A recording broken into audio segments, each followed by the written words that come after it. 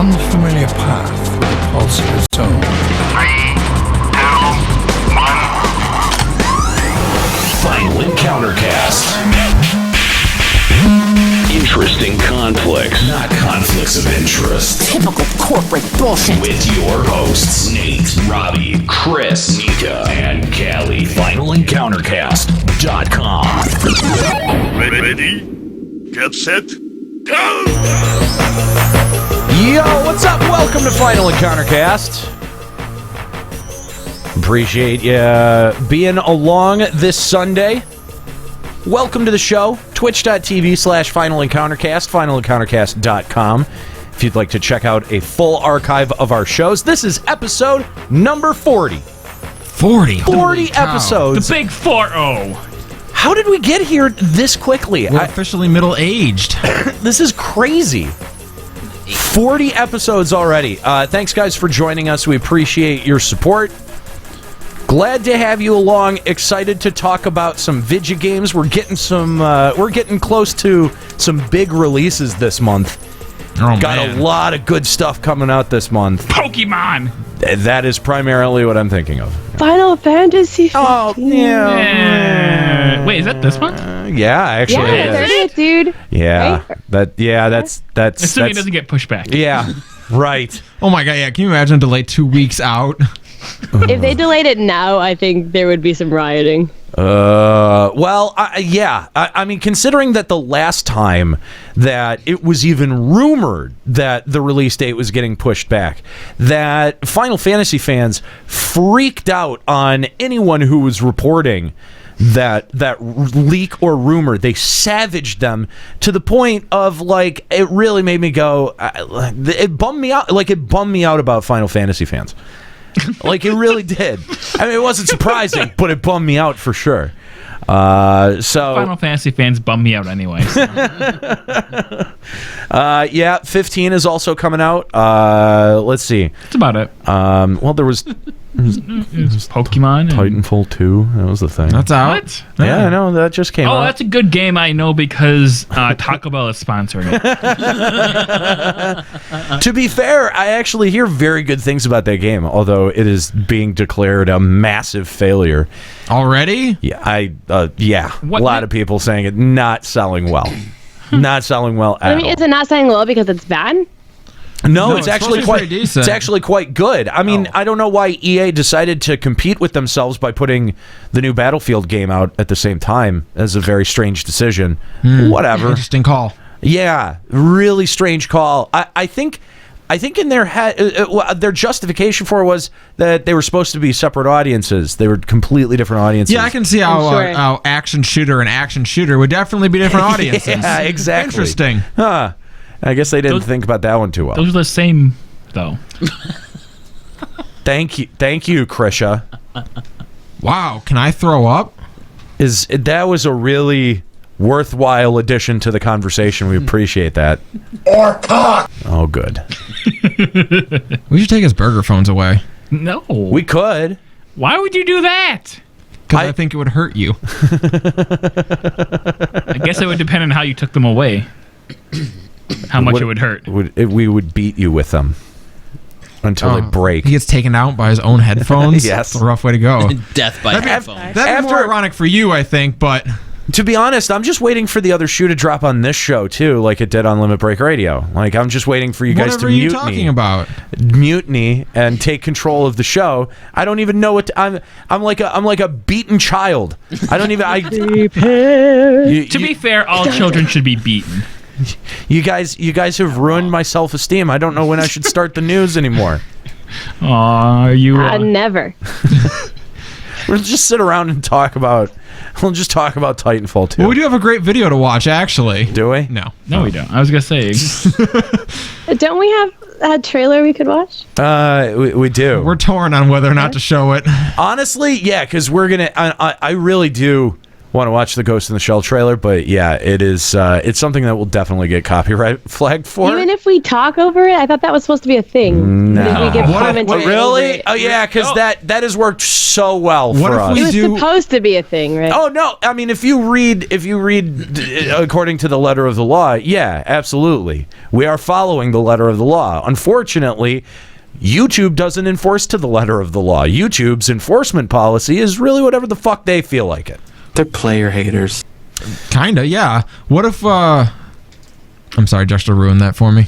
I got nothing. What if they're player haters? Yes, they are. They are Player definitely. haters. This is good. Oh, I should yeah, let what- you guys take control of the show more often. This is Well, not no. a train wreck at all. What Hey, if we we do had a like good show. if we do Did like ya? everyone else Yeah. and just speed it up to like 1.25 speed and zoom it in really far? That's how Right. people get away with showing that stuff. That's true. That is actually, yeah. That's. I mean, we that's could not an raise up the pitch a couple. Yeah, couple pitches. Right. Yeah. I think there that's you go. fair. Yeah. Or we could just give everyone the link and tell them to look at it, and then we can talk about it afterwards because we've all seen it, right? Or we give it a couple of weeks and just let people. Yeah, that's find it. Yeah. Although I like the idea of us just going dead silent for 2 minutes on air while everyone watches it. We can tell everyone, okay, 1, 2, 3, push play, go. Anyway, welcome to the show. Thank you guys for checking us out here at Final Encountercast. Happy to have you along. And again, you can find our show over at finalencountercast.com. Let's check out what's going on in the news. I'm here to do the news tonight. And that's the way the news goes. Ladies and gentlemen, we interrupt this program to bring you important news. Here's a story that's out of this world. Alrighty, guys, let's start off with Niantic CEO John Hanke has gone on record saying that Pokemon Hanky. Go will always have secrets in it no one has found. Oh, he's playing some hanky-panky. Wow. I guess I gotta hank it to him. What? At least mine made sense. Please give me that. Someone in the room, give me that. Yours made sense. Thank you. Okay, validation. There we go. Okay. Wow. One of the main reasons for this for this claim is that Niantic is always adding new secrets to the game. Furthermore, he has said there is one in the game right now that no one has found and that he won't be giving any hints as to what it is. I call bullshit. I don't know. Why would this? Wait. Okay, hang on. Are you saying that this is a bullshit quote that John Hanke never said? Is that what you're saying? No, I'm sure he said I think it. he's saying that he said it, but since he's not giving us any clues, it's bullshit that it even exists. Yeah, that's what I'm saying. You think he's lying? Yeah. I'm sure we already know about it. It's like common knowledge, but he doesn't know that we know. So he thinks that no one knows, but in reality, everyone knows. Yeah, It's probably how to get Ditto. Look. I understand. I understand that we're all a bit burned from Sean Murray, but not every game developer is Sean Murray, okay? We don't have to be this on guard. No, hold on. I liked Sean Murray in Ghostbusters, okay? He did a very admirable job. Wow, okay.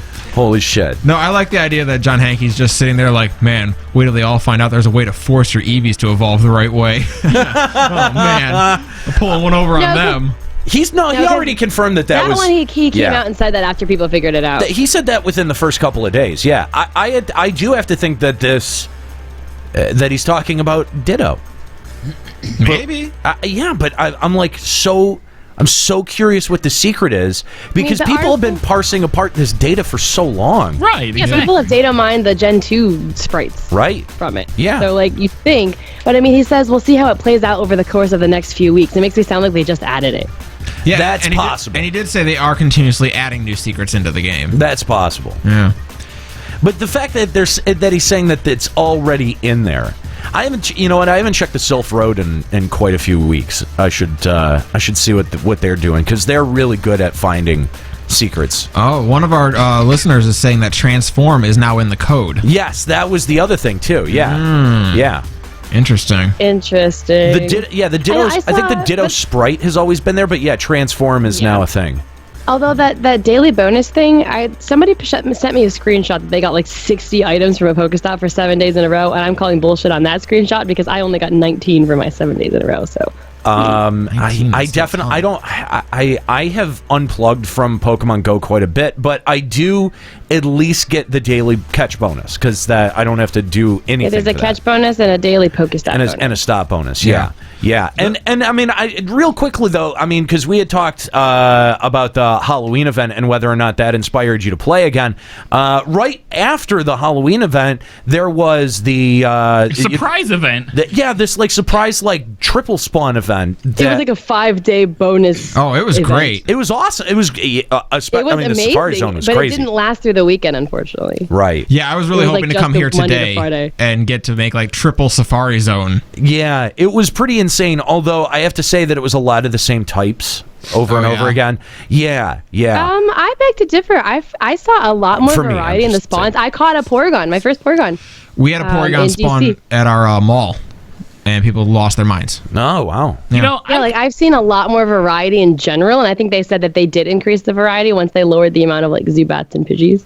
And with the increased spawn rate, it was much more likely to find something.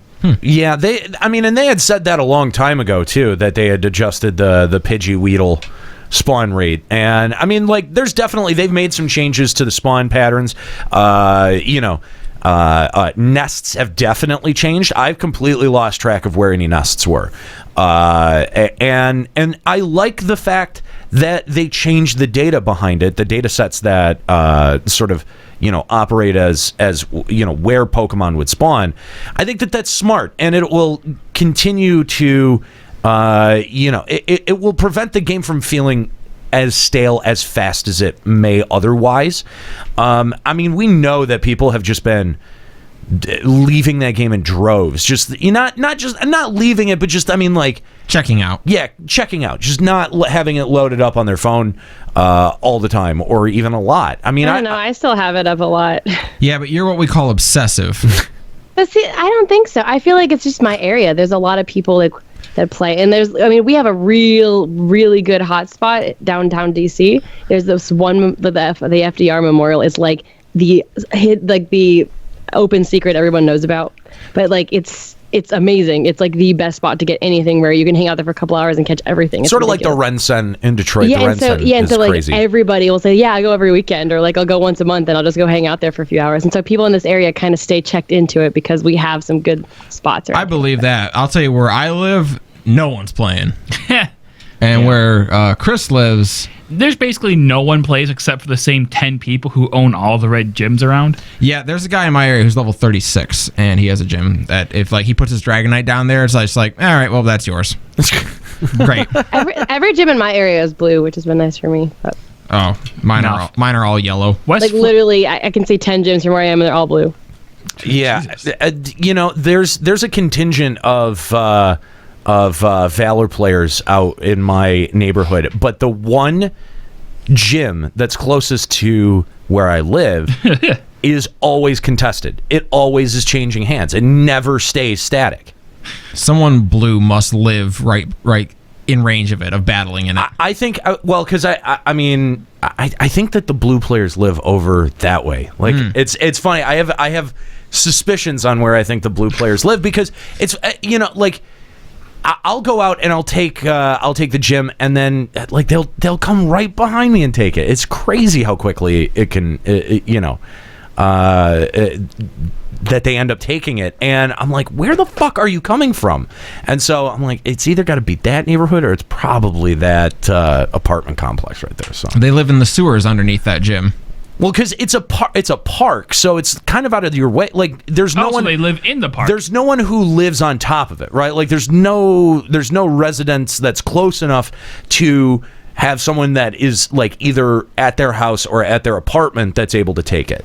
Like, you actually have to walk across the street, and like, it takes effort to go to this gym, but it is the most contested gym I've ever seen. All of these other gyms that seem to stay static, they're like, you can pull in a car and like do it that way. Like, this one is a little bit more removed. You have to, there's a little bit more effort to get to it, and it's the most contested gym that I've ever seen. Okay, well, have you ever ground up that gym to like level 10 and had like a big fat stack there? I did once, and I'll tell you what, 4 Valor players came behind me before the gym got taken.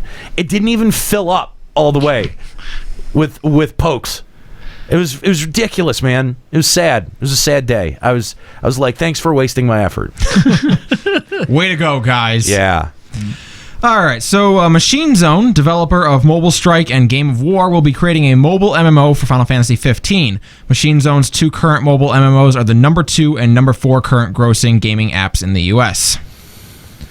Already? Great. We're already getting an FF15 MMO spinoff? I'm like hit or miss with this. Like, how are you any hit at all? Yeah, I mean, that's what I'm because they wondering. say that that this company is producing some of the top apps. That's a good thing. Yeah, Game of War. What a great game. Yeah. Come play 15, my lord. But like, I feel like that this has potential, but I feel like that this should have waited until Potential the game. to what? This feels dirty.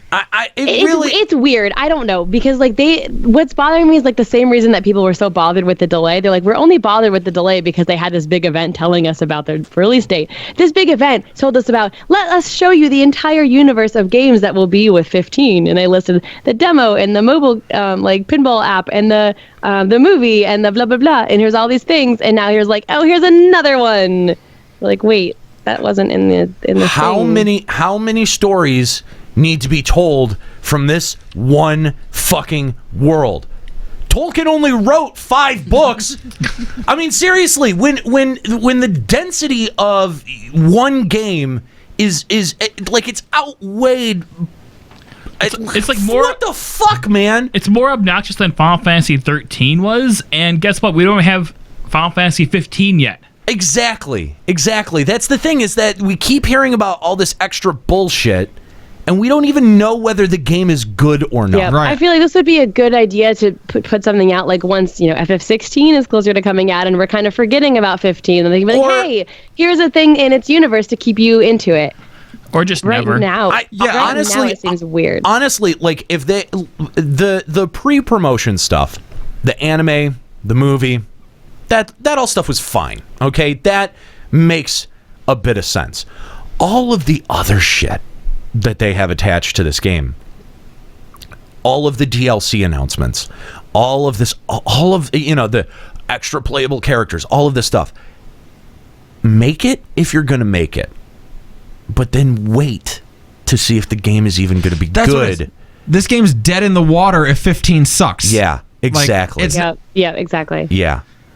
And that's the thing, is that, I mean, that's money just thrown down the tube if people don't like it. If this turns out like FF13, you know what I mean? Like, that's a big gamble that Square Enix is making with all of this extra shit.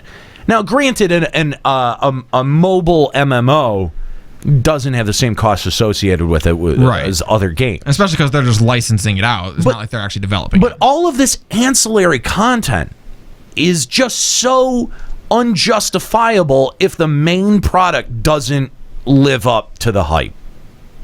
That's a lot of hype to be putting behind this thing. I don't know, man. Especially when they already burned their hype tempo by releasing it 2 months later. Yeah, that too. That burns a lot of goodwill. I don't know, man. I'm so concerned about this game. Like, I know that we've talked about it before, but like, I really have a lot of reservations going into 15. I'm gonna buy it, of course. The money is already spent. You know what I mean? Like, that's not even a question. But I don't want to end up stalling out on this game like I did on 13. I mean, like, that was super disappointing. I was even able to push through to the end of 12. 12 was good. 13 was not. There's a big difference. I don't know. I don't know. It's been so long since I've played 12. I don't know whether it was good or not. Well, it definitely was. I look at all. It definitely wasn't as bad as 13, because 13 made me actively go, I'm done. I'm tapping out. I did not finish it. I could not, and I still feel bad that I haven't. You're not a real Final Fantasy fan if you don't play all of them. FF13 put me in the figure 4 leg lock, and fucking I was done. You got to roll over onto your stomach, man. You got to reverse the pressure. I was done. I don't know. Like all this ancillary content for 15 says to me they are expecting my reaction to be when I finish that game, I will be going, "Oh my god, that was great! I need more." Yes, so that better be what I say at the end of 15. And it's 100% not going to be. You know what are the instances that have made you say that playing a game in the past where you finish it and you're like, I just want more of this? FF8, 9. I mean, I feel like like the narrative is going to have to be very tightly focused on Noctis and his group. Undertale, yeah. When I finish that, I definitely want more. You know, like if it focuses solely on Noctis and his group and doesn't get sidetracked with exposition, maybe I could see some of these extra ancillary pieces of media being justified. Sure, if you come out of 15 thinking, well, that was a complete game, but at the same time it was only telling one small part of the story. Exactly. Then yes. Yeah, I could see that. And there are things that do that. There are things that capture the imagination like that. Yeah. You know, and I want FF15 to be one of those. I just don't know that it's going to be, and it concerns me because if this tanks, that's a big loss for Square Enix to absorb. That 10 years of development, unknown amount of cost. And I think they know that. I mean, we've said before how they know that this is pretty much make or break, which is why they did such a good job hyping it up in the first place. But at the same time, now I'm worried. Okay. Now it's like they've tipped the hype scales, right? Like they've tipped the hype scales over to the point of like, okay, now you're trying to distract from the game. That's what it almost feels like. Like at this point, like maybe they're so concerned about the quality of the game that they're just like, throw anything that we have development, throw FF12 on it and put it out. Like, let's try to patch this ship up and get as many people hooked on the world as possible. I don't want to be that cynical, but I can't help but think that. Especially because this is the first that we've ever heard of this MMO. Yeah, it does seem kind of out of nowhere with 2 weeks before launch. Yeah. That's weird. That's weird. Weird timing. Maybe this is like they were planning on announcing this, but before the delay. So this would be coming out 2 months after the game had launched. I mean, that's possible. If that said, though, you probably should have pushed back this announcement. Exactly. Wait till you see what the week one numbers are, and then decide what let that dictate your release schedule. If your release is good enough that that a product like that can be sustainable 6 months out, and you give people a little bit more taste of the world, I think that may be a smart play. But if you bring it out to if the reception is lukewarm, like you got to bring that motherfucker out as fast as possible to get as many people that are interested in FF15 before even they fall off. You know what I mean? Like this to me telegraphs that the game's not going to be that good, guys. That's what it says to me. Oh, I hope not. I'm not going to be that quick. That's the subtext of this decision. At least in my mind. I don't know. I could be wrong. There could be, other factors at work here. But to me, that's the subtext of this announcement. So after a couple of months delay to focus on fixing some issues with the game, Massive Software has delivered the survival game mode to The Division. The 24-man DLC game mode was announced at E3, but was shelved for a period of time so the company could work on complaints about the core game. Now that it's here, it features a reworked map under Blizzard conditions. The 24 players are left stranded with roughly a 2-hour window to complete their objective before hunger, illness, cold, or bullets consume them. Does anyone care about The Division even a slight? The game I haven't heard anything about it in so long. Me neither. The game got a lot more playable after this patch they did that fixed some of the core issues, like some of the. They addressed some things that weren't fun about it. Yeah, but look, did they lose too many people in that time period? Yeah, probably. I don't think that there's any coming back from that. I'd love to see what their not sub numbers, but their server numbers look like. I mean, like.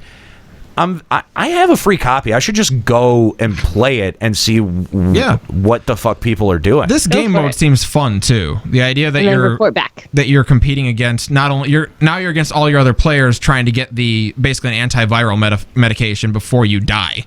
But you also have cold. You can use like fire barrels to lure people out and stuff like that because they have to warm up or they'll die. There's a lot of neat concepts to it. Interesting. Yeah. Okay. So Mel Gibson took a shot at the Marvel movies this week. Really? Yes, he did. When asked, are you sure? Yes, I am. I mean, that's just So I read. that it's a Can you tell us about it? very strange source of criticism. Just saying. Here's the reason. When asked about the What's the violence, reason? I hate you so much. When asked about the violence in his upcoming Hacksaw Ridge, he said, quote, "To talk about the violence question, look at any Marvel movie. They're more violent than anything I've done, but in my movies, you give a shit about the characters, which makes it matter more. That's all I'll say." Really? Didn't he make Braveheart? Yeah, I was going to say there's not too many movies that are less violent. Yeah. I was like, are the Marvel Mel movies more Gibson, violent Mel than Gibson Braveheart? movies are some of the Very most Passion of the Christ. Yeah, Passion, yeah. Extremely violent. that was gut wrenching. Is it Apocalyptica. Yeah. That's another one. Incredibly violent. I mean, is he talking about the body count at the end of the day, or the implied body count that is, because okay, Avengers 2, they lift up an entire city. I'm sure that a lot of people were technically died, but you don't see the viscera and the guts being thrown out of the people as they're falling to the How many people died in ground. Braveheart? Because it was Lots. quite a few. There was a lot of gratuitous violence in specifically Braveheart. And I you get care to about- actually see somebody get their hand chopped off The- in the movie. The How first about the gutted. Patriot? How many people Yeah. died in that? yeah. Yeah. The first time I ever remember seeing a graphic decapitation scene was Braveheart. Mm-hmm. Yeah. And I don't know when he's talking about how people don't give a shit about the characters in Marvel movies. I care about Thor. Yeah, He's my bro. you care more about his characters. Really? No one cared about Iron Man at all? No, not Iron Yeah, I Man. mean, maybe if you're just looking at like the Avengers movies alone, because they have so many characters that maybe it's hard to commit to any one character. But like, if you watch any of the ones that's specifically centered, like Captain America or Thor or Iron Man, you really care about the characters. At least I think so. I don't know. I didn't give a fuck about Jesus. Wow. yeah, Well, I feel like he sat down and watched like Avengers 2 without seeing any other movies in the Marvel Yeah. universe. Like, why would I The care about any of character these development's not people? that great. Of course, yeah. Thanks, I'm Mel. just- That was look, great. Look, They're just movies, dude. yeah, exactly. Look, Jesus was as real as Thor is, so what's the big fucking deal, dude? Get over it. Get over yourself. Fucking Mel Gibson. Right. So Blizzard may be pioneering the next phase of esports as they look to form an Overwatch league modeled after traditional sports leagues. This is so cool. Yeah, their idea is to form a league with teams based out of major cities where players have guaranteed salaries and benefits. Professional teams would also have feeder teams used to find the best players in the area to funnel up towards the pro scene. Many entrepreneurs, venture capitalists, and team owners have been visiting Blizzard to get more details and bids. And bids to host a team are expected to begin within a few months. That's super awesome. This is groundbreaking. Really That's cool. Really fascinating. This is really fascinating. The first thing is that players and competitors in the league would be fairly compensated with a guaranteed salary. Guaranteed salary. That's a big deal, dude. I mean, and also making it regional. Yes. We identified this on insert name here that on our new show. Is it insert name here? That's a pretty It's good not- name. I bet that's taken. Yeah. It's taken. That is probably taken. Let me tell you. that one of the biggest issues I think people have connecting with esports is so many of the best teams are over in Korea or Japan. There's none of that like regional pride that you get up. Whereas if there was an American league, you would get behind the team nearest your city. Right. It's the same thing you see in the NFL. Right. Like the Lions suck. They're awful. They're awful. They're apparently Like right they're now. okay this year. I don't know why. They're first in the division. Who knows? Idiot. But despite that, they still pack that stadium every week because they're Detroit's team. Right. What are you going to do? Root for the Ravens? Well, and it does give you a bit of ownership of it. You know what I mean? Like you do feel that regional pride. Yes. And I think that is a big part of competition too. Like it's cool that we're competitive among on the world stage, and it is fun to root for the U.S. teams, even though most of the time they lose. Oh man, League World is rough. Yeah, and I love this idea. I love this idea, and the fact that like of course this would come out of Blizzard. Blizzard has the organization to like get their head around this. You know what I mean? Like good on Blizzard. And I love hearing that from the outset, the intention is to have guaranteed salaries and benefits, because with Blizzard backing this, that this is going to set the standard for esports teams in the United States. Yep. And it's this is something that we've talked about before, but it is really important in a fledgling sport like this to compensate and take care of the talent that's out there doing the work. That's important.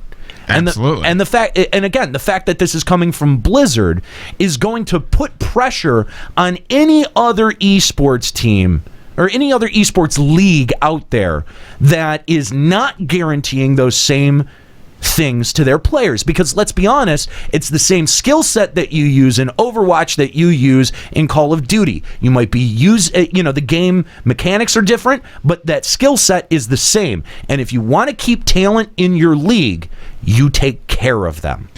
So I think we're going to see with this a lot of talent, a lot of pro esports talent make real efforts at getting into Overwatch. Well, and I like the idea too that they're talking about having farm systems in each of the regional areas. Yeah. Because that gives people who might want to try that, like, they have a path. They know, okay, if I want to eventually play for my area's pro team, I need to start trying to break in with our farm clubs. Absolutely. And colleges are in the same, they've been ahead of this curve, so they have talent to be able to pull from. I think that this is brilliant. This is great. Didn't we do a story about a month or so ago where Blizzard hired somebody from a professional league, like the NFL or something, to do something to organize this kind of stuff? I don't remember us having that story, but I believe it. It makes sense. Yeah. I mean, it sounds vaguely familiar, but... Because we were wondering, why would they hire somebody from a professional league like the NFL or something like that? It made no sense at the time. Interesting.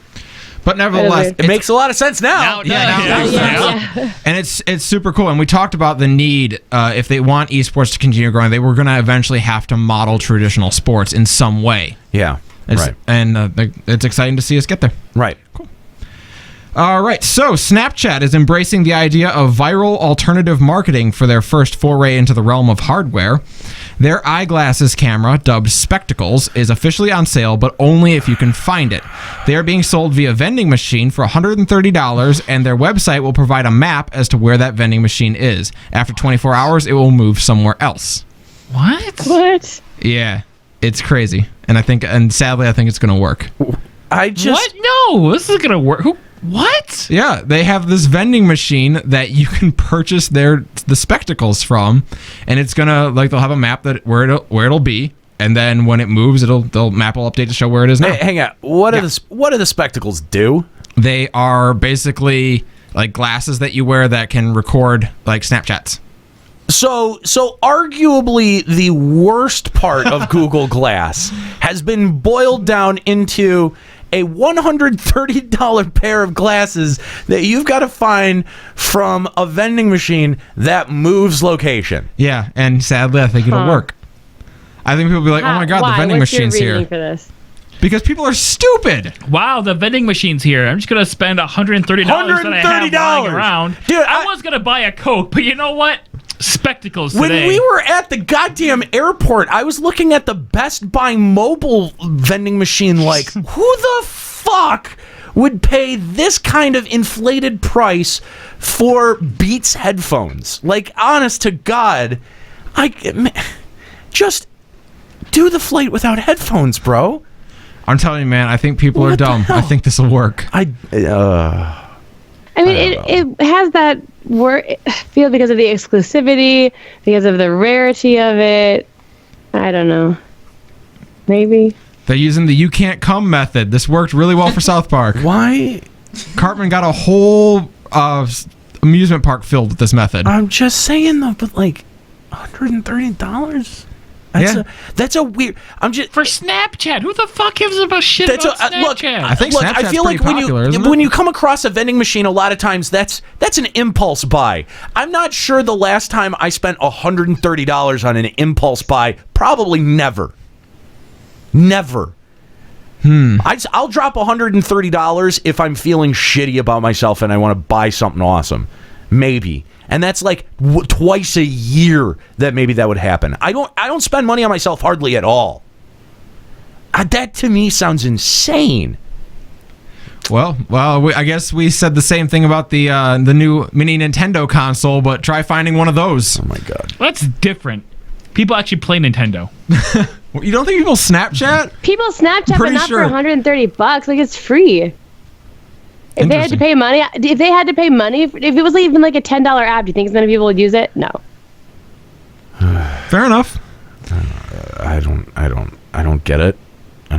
Does this make me an old man? Yes. I've sat around and now I said that the Nintendo console is a crock of shit, and that's going for $1,500 on eBay. And now I'm going, I don't understand this Snapchat shit. I feel old, guys. We're old. When did I get old? Hey, you need to go spend $130 on yourself. You're not feeling very good about yourself right now. I guess I Go do. to a vending machine. I need to go find that vending machine. Let me download Snapchat. Apparently, it started off in Venice Beach. They have a lot of money. It's a good place to start it. All right. Yeah, you're not wrong. Isn't that Venice like in Paris? Venice Beach, California. Paris is in California? Okay, Venice isn't in France. Venice It is in certainly Italy. isn't in Paris. Doing okay there, Chris? I'm doing better than Callie I'm is. the one losing my mind. Oh my god. All right. When do we get to talk about Nintendo? Go away. A great article is available at the Complex talking about how video games and virtual reality are being used to help veterans readjust to civilian life and deal with PTSD.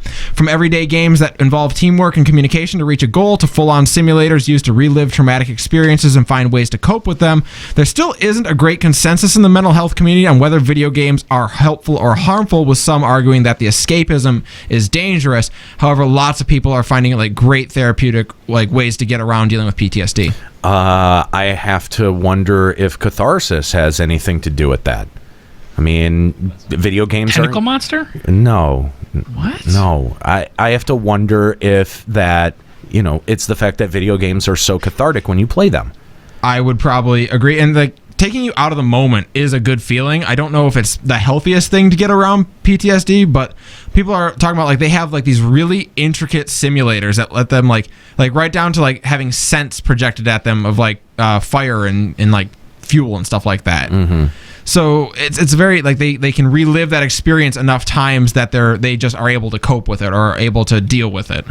Yeah, I think that this is fantastic. I mean, it's no wonder that video games help with something like this. I mean, we've known for a long time that video games, studies on video games have shown to help with cognitive ability and helping to reform synapses in the brain.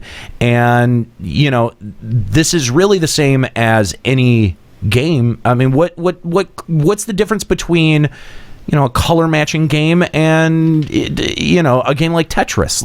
I mean, functionally there's differences, but you know what I mean?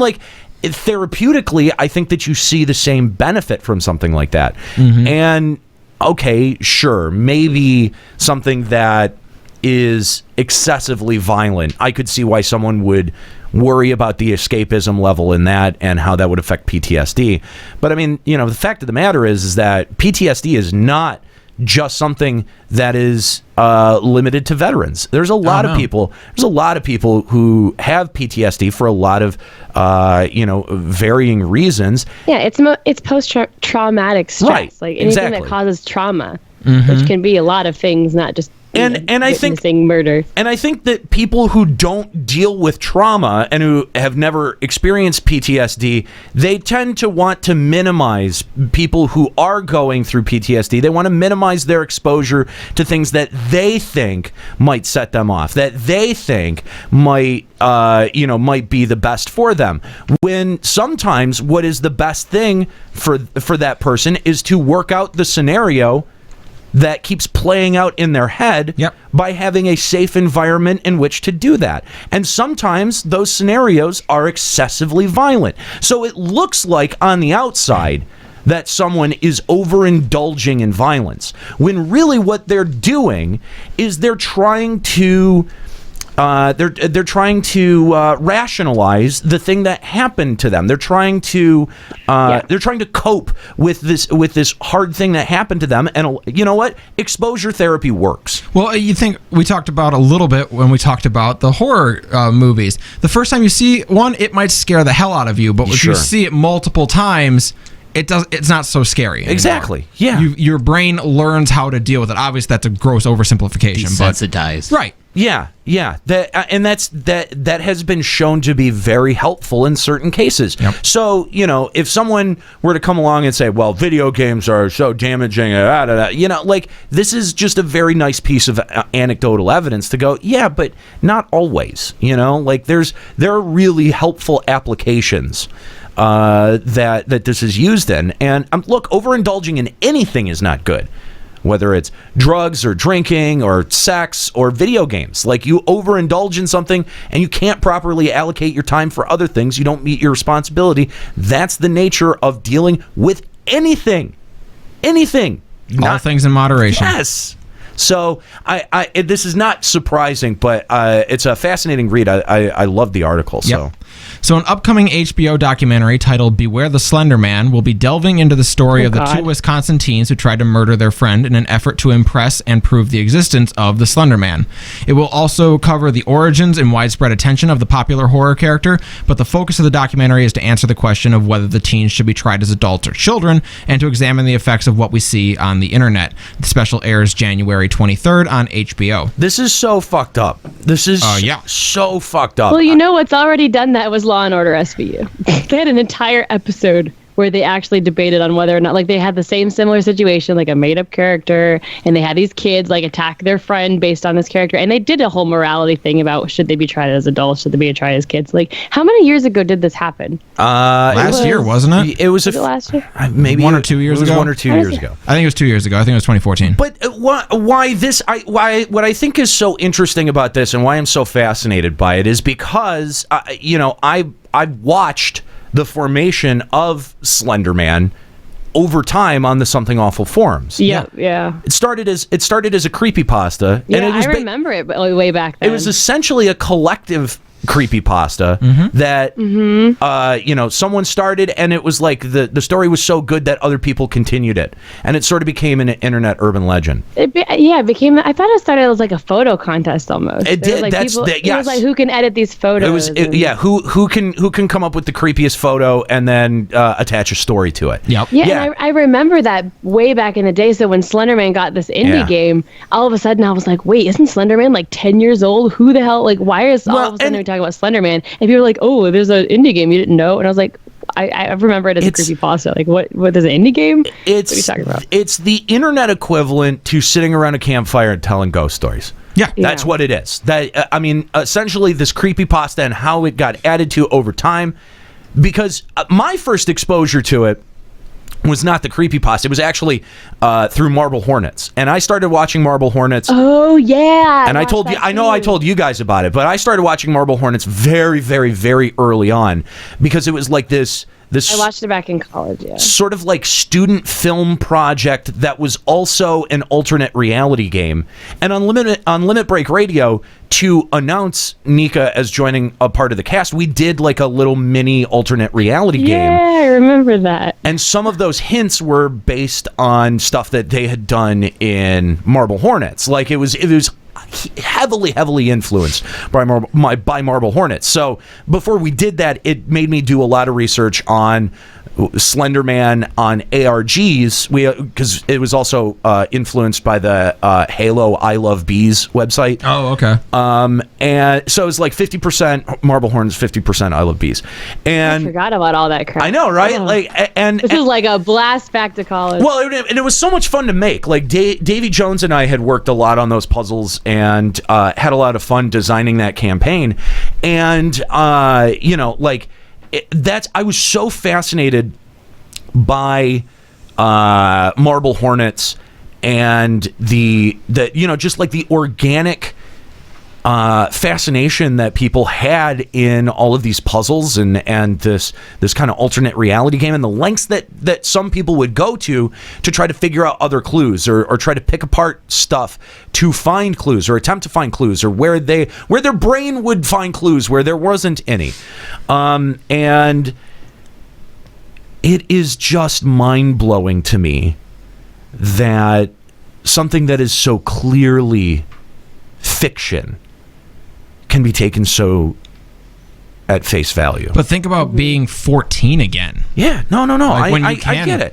I get it. Yeah. But as someone who creates content and who thinks about the impact of the things that we say and we put out there, I know that's highly ironic considering that it's coming from me.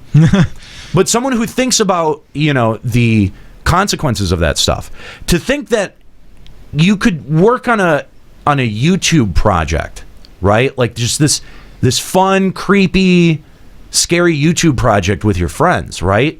And like have that eventually end up translating to the stabbing of a young girl. Yeah, thankfully, the just the attempted murder. She did survive of a young girl. Yeah, and I mean, like when you hear about it, it is really bone chilling. Because the I don't want to say deadpan, but just how like fully they did serious. Believe that this was real. The belief that it was real. Yeah. They this isn't a story that they made up to cover for it. Like you can tell the way they speak. They full on believed they were going to prove the existence of Slender Man. And even if those girls had never seen Marble Hornets, right?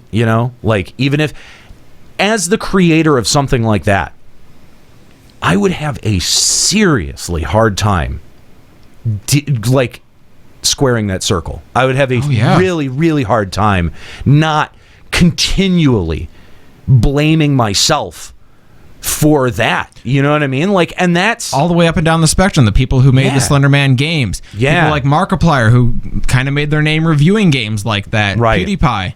Right. Everyone kind of has to look at that and feel like, did I contribute to this in some way? Yeah, but I mean, like, I've had conversations with the guys who made those games or made those YouTube videos. They're just dudes. Like when I had my very brief interaction with them, I just kind of walked away going like, dude, they're literally doing the same thing that we're doing. They're a group of like 5 or 8 kids that have a lot of talent in editing and production, and they came together and just started spitballing something, and that's what it led to. And it's amazing, and it's really good. The thing is that it's really good. Yeah. Oh God, someone's gonna try to kill someone over the ass box in 10 years, and it's gonna be our fault. But someone, two people take that incredibly seriously and at 100% face value. Mm-hmm. Not being able to distinguish between reality and fantasy, and look at the damage that it does. I mean, that's incredible damage. Spooky. It really is. I think everyone, even if you don't know that much about the Slender Man phenomenon, you should spend time on, what was it? January? January 23rd. January 23rd. On HBO. And put that on your calendar. Yeah, and I'm make really time to looking see forward to this documentary. Yeah, I definitely want to see it. I think that I've had trouble, reading the stories about this. It's been tough, yeah. I mean, really, spooky is the word, I think. The graphic accounts of the actual stabbing is so chilling. So chilling. Because they're really getting deep in on some of these interviews with these girls, and you can, some of the statements are just so and so fucked up. From the perspective of the victim here, yeah, good Lord, she's with her friends and she starts getting stabbed as they're trying to prove the Slender Man. That sounds like something out of a horror movie, right? And you know that they found these 2 girls wandering the forest looking for the lair of Slender Man. Oh my God, that's how they found them. What the fuck, man? It's so spooky. I don't like it. Ugh.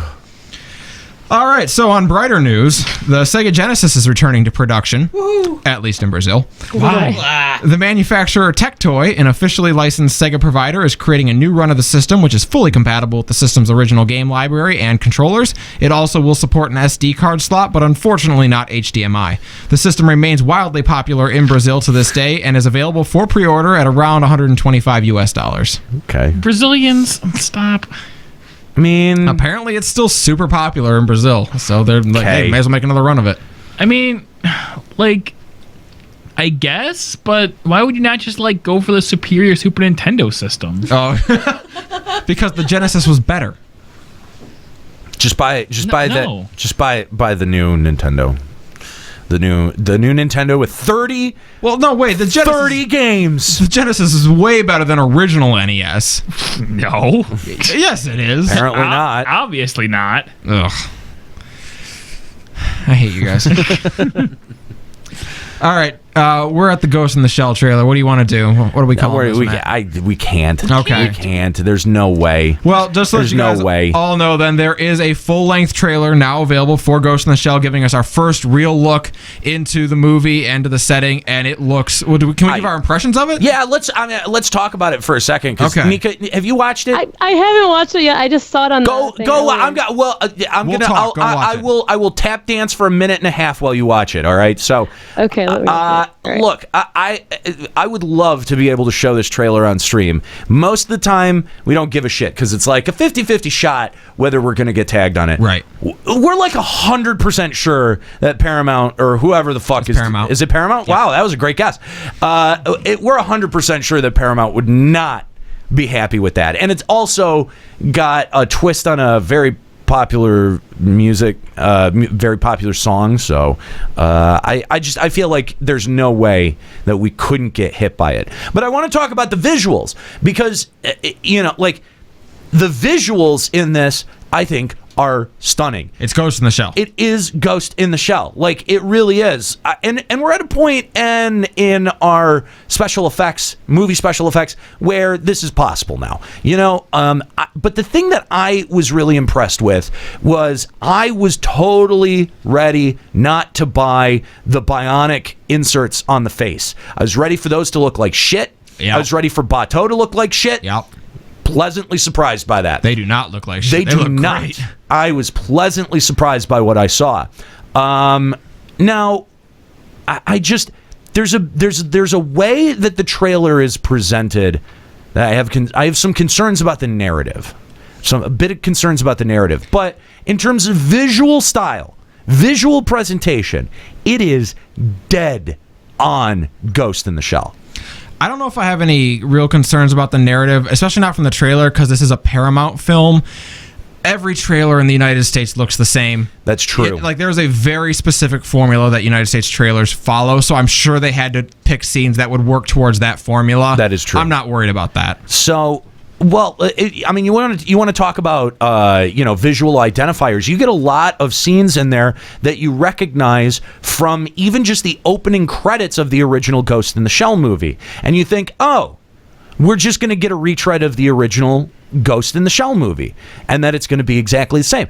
But you have the Major questioning her origins and questioning who she really was before she became the Major, which has been a central mystery to the series for a long time, but never something that was addressed in the movie or the anime. Now, I can't speak for the manga because I know the manga has a lot more depth. But like someone in the chat, tell me, is this something that's addressed in the manga? Because there's such a breadth of material for Ghost in the Shell that if they went completely into left field, into making up their own plot, I don't know that I'm going to like that. But if it draws on inspiration from media that the anime and the movies haven't drawn from, I think I'm okay with that. I don't have enough information to know. Nika, have you finished the trailer now? Yes. Okay. I was actually really impressed by it. Yeah. No. It looks stunning. Visually, this is as close to an anime in real life, I think, as you can get. was very impressed. Yeah, I mean, that looked exactly like I would have hoped for. Stylistically, yeah. I mean, it really is dead on. Yeah, and just like you say, it would have been so easy for them to botch things like the bionic implants, or even just the mask on the person in the beginning. Yes, everything. Like, it would have been so easy for that to just look like garbage. Oh yeah, and it doesn't. It looks amazing. No, it really right down to her invisibility. Special effects, like wow, even like her cybernetic naked body looks like a cybernetic naked body would look like. Like that was pretty cool. But again, we see a lot of visual identifiers that make you think the original film. You get the shot of her jumping off of the skyscraper. Mm-hmm. You've got her bionic body going through the pool and getting the skin that then is comes flaking off all at once. Yep. There are a lot of visual references to the original, but yet they're taking, I feel, the plot in a completely different direction from the original, because nowhere in there is there any mention of the puppet master. Do you see any indication that the antagonist is going to be the puppet master? Whoever the antagonist is actually fully articulated. Do we need another movie about No, the we puppet don't. master? No. I'm not saying that we do. Okay, good. Not saying that we do.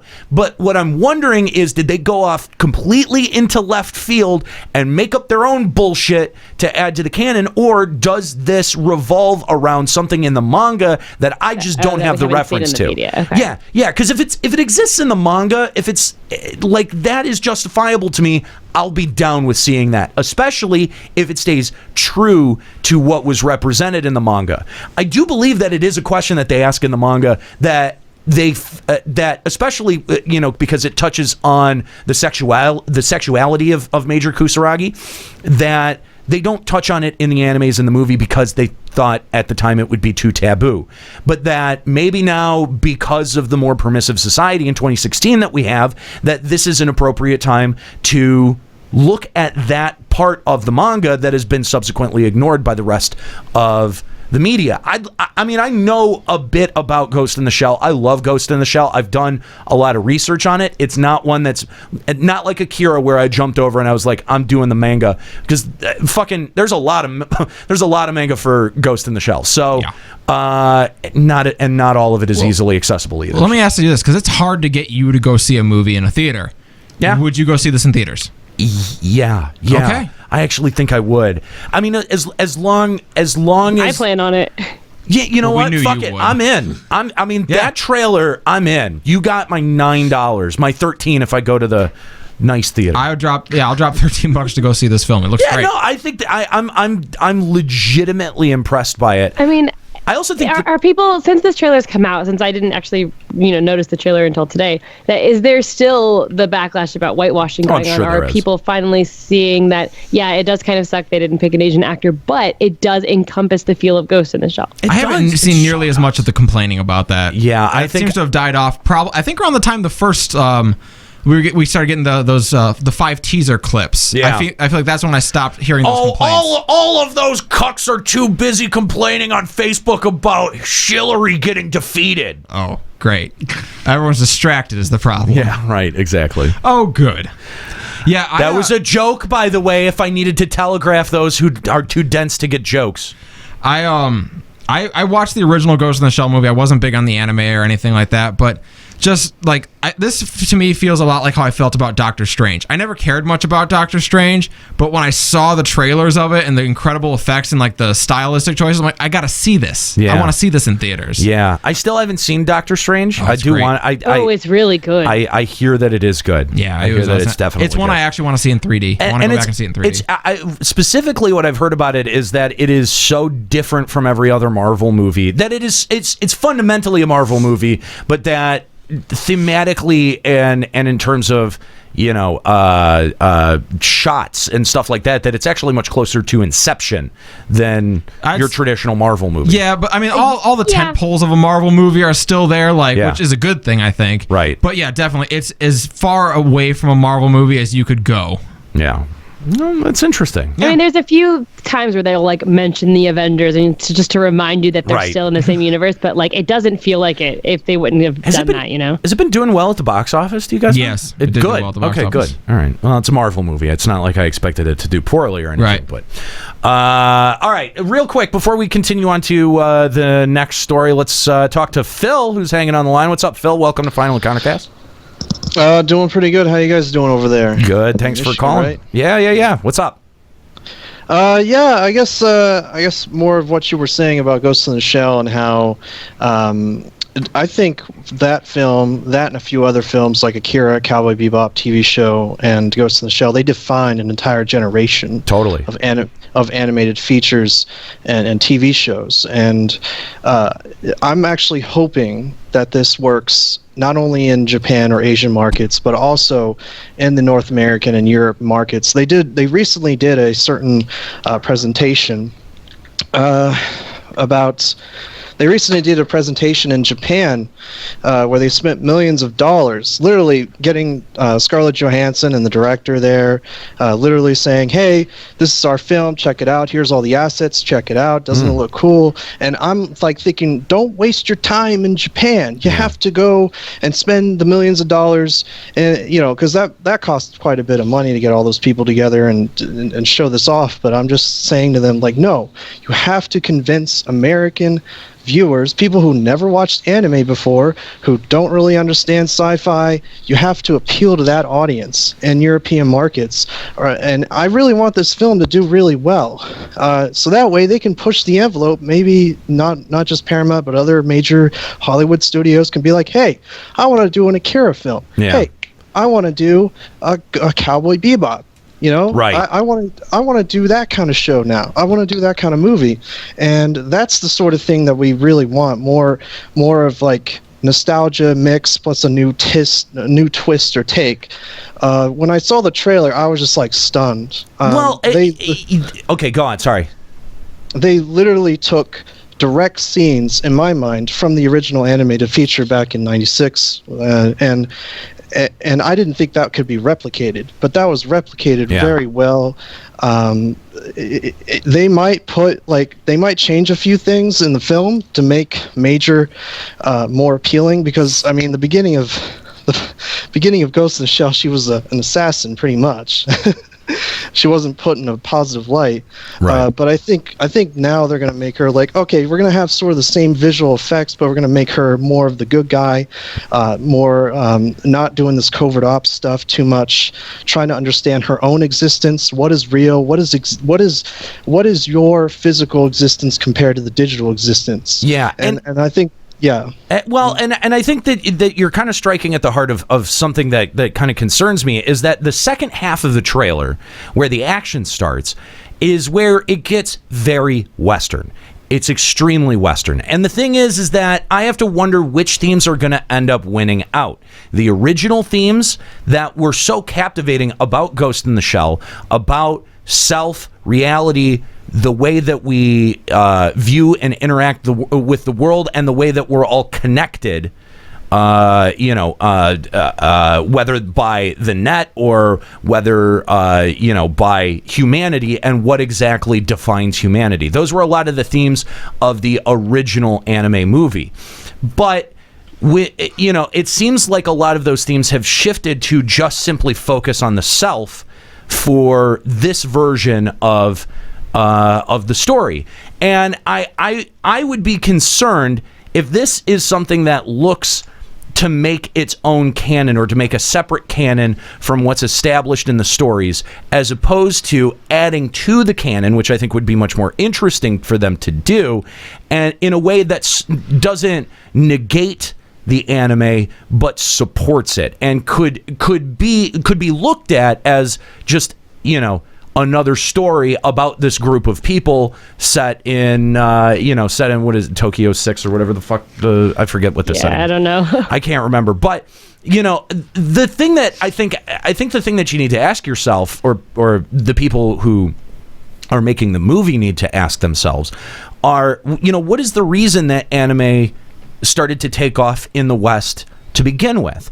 Was it because it had markedly different themes from what Western media was projecting at the time, because a lot of Western media in the late 80s, early 90s was this very sort of like tough projection. Everything had muscles, like ridiculous muscles, to the point of being absurd. If you think about other animated projects at the time. Right. But, like when anime came in, it was a lot slower and a lot more pensive and a little bit more willing to deal with themes that Western media wasn't dealing with. And I think that that was the fact that that drew me to anime far more than, I just like the big eyes and big boobs. You know what I mean? Like that was never the appeal. The appeal was some of the more philosophical themes that would exist in movies like that. And I don't know if they're going to be able to capture that same spirit, because you already did it once. The Matrix was that. You know what I mean? Like the Matrix had so much of that philosophical spirit that was worked into it. I just worry that when the guns come out, all of the philosophical bantering will be out the window, and or even worse, they'll try to quip during the action, and then it's really going to be all over. Well, I'd be curious to find out what percentage of people who go see this movie will have seen Ghost in the Shell in some form, will have some prior experience to it. If someone has no idea what Ghost in the Shell is, will they go see it? That's what I'd be curious to find out. I think that's why they picked Scarlett Johansson, is to get those people to go see it. Because that's the bulk of people. Because you can make a lot more adventurous decisions when you've established yourself much more like Marvel. Marvel could make... Doctor Strange could not have been the first Marvel movie. Let's put it that way. It could not have been where Iron Man was. Right, exactly. You needed to establish that expectation with your audience, because prior to that, most superhero movies had underperformed. Yeah, anything not named Spider-Man. Yeah, or maybe X-Men. Yeah, maybe. X-Men did okay. Spider-Man did well. Yes. Spider-Man did well, but X-Men not necessarily. But once you have that expectation set, then you can start subverting expectations. But I have to, I don't know where the philosophical heart of this thing lies, and that's what I think I'm most curious about. So I'm definitely going to see it. Oh yeah. Even if they turn it into, a gun-toting, traditional American movie, whatever. How long after this movie releases do we see a re-release of the original? We've already seen like 2. Have we? Yeah, there was the remastered, and then there was the one that they put additional 3D scenes in. Oh, that's right. Yeah. Yeah. There have already been 2. So I think we'll see another one. I think we'll see like box set collections, because the anime is so full box lengthy. set. Yeah. Mm-hmm. Yeah. I mean, that's possible. So I just, and I also, Phil, I'm going to echo your sentiment. If this does well, you will start seeing other anime movies. So there's a lot that's kind of riding on this. But it's not like if it does bad, we'll never see another anime movie. Yeah, it's too big a market for someone not taking another chance on. Exactly. But if this does well, we'll start. It's going to be like we're seeing with video games being turned into movies. Right. You'll start seeing it go crazy. It's going to be it's going to be a painful process, and I don't think that there was any video game movies that looked this promising this early on in that process. Yeah, honestly, and I mean, look, Evangelion was not. It could not have been the first anime movie that you made in the West. You know what I mean? We've got to build to that sort of shit. Ghost in the Shell, I think, is good because a lot of people were exposed to a lot of those themes with The Matrix, and The Matrix did stupidly well. So, I don't know. It depends. If it can tap into the zeitgeist, I think it'll do well. Phil, thanks for the call, man. We appreciate it. Yep, no problem. Thanks. If you want to call Final Encountercast on Skype, 810-207-1764. All right. So last but not least, the 2016 Game Awards will be aired live from the Microsoft Theater in Los Angeles on December 1st. It will be produced and hosted by, of course, Jeff Keighley. Oh, boy. Yeah, friend of the show. It will be the first show of its kind to be broadcast in VR, courtesy of NextVR. Ooh. It will be available through all major streaming services, and players watching on Steam, PlayStation, or Xbox will be able to purchase select nominated games at a discount. For more information on the news and other stories, visit our blog at finalencountercast.com. You gonna check it out in VR, Chris? That might be fun. Yeah. I mean, I feel like you're sitting there in the audience when you're not. I could just be right there next to Geoff. Geoff? What's his name? Geoff. Geoff. Whatever, Krisha. It's a valid way to spell Jeff. Kangley. I can't. I mean, I know that we were just asking like when this was supposed to fall again, but I mean like December 1st. Ugh. Are you ready? No. Ready for the FEC Spectacular as we... We're not going to do that again. No, we're not doing that again. We're not doing that again. That was a lot of work. Last year when they called out Konami was pretty fantastic, though. So I'm hoping something like that, something scandalous happens. Our call out of Konami was way better. Yeah, it's true. What would you expect though? Like, what's been so? I mean, Hideo Kojima leaving Konami was like such a fundamental shakeup. What else could you do at using the Video Game Awards? Now, what I think is going to be interesting, and what I'm going to be watching for, because I am going to watch them, is I'm going to be watching to see if how many times he looks at the floor. No, how many times they talk about Performance Matters, and then how many times they talk about voice actors, and how many voice actors they bring out on stage. I think you're going to be disappointed. Well, remember, we got that big old thing from Nolan North. Normally, they give out awards for voice acting. I'm gonna wonder if they're gonna put the kibosh on telling VAs whether or not that they can talk about the SAG-AFTRA strike. Ooh, that'll be interesting to see. Actually, I'm definitely going to be watching for that because if they ignore that, that I think that sends a huge signal right there to anyone who's paying attention to this issue.